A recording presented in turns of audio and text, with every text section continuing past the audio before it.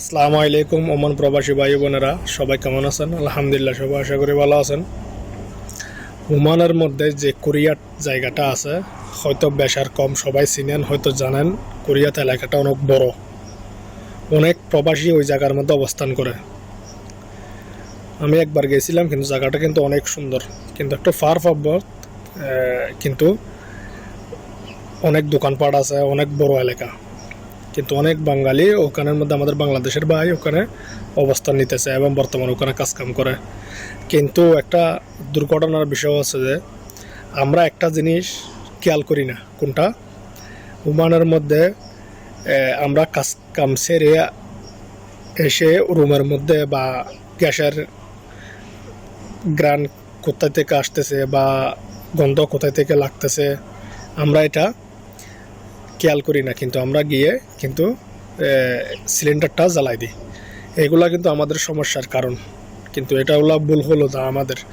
এখানে যে বিস্ফোরণটা হয়েছে, এই বিস্ফোরণটা হচ্ছে যে আপনার 6 জন আমাদের বাংলাদেশের লোক নিহত হয়েছে এবং আর কয়েকজনকে খুঁজেও পাওয়া যাচ্ছে না এখনও বর্তমানে। তো একটা সিলিন্ডার থেকে কত বড় একটা দুর্ঘটনার শিকার হতে পারে আপনারা সবাই দেখুন। আমি ভিডিওর মধ্যে লিঙ্ক দিছি, কিন্তু ভিডিওর মধ্যে ফটো দিছি আপনাদের সবাই থেকে দেখার জন্য। সবাই অবশ্যই দেখে নেবেন। একটা কথা হচ্ছে যে আমরা সবাই কাজকাম থেকে এসে তাড়াহুড়া করব না। দেখতেছি আপনার কোথা থেকে গন্ধ আসতেছে বা গ্যাসের গ্রান আসতেছে, তাইলে আমরা কি করব?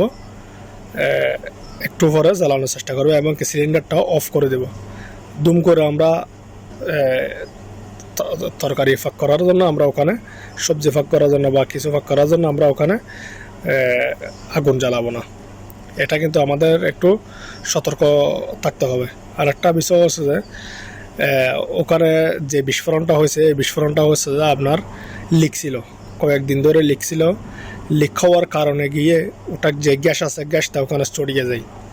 ছড়িয়ে যাওয়ার পরে আমাদের যে মানুষটা আছে, যে বাংলাদেশের ভাই, ওই মানুষটা যখন ফাঁক করতে যায় ওখানে, তখন যখন চুলা যখন জ্বালায় তখন ওখানে বিস্ফোরণ হয়ে ওঠে।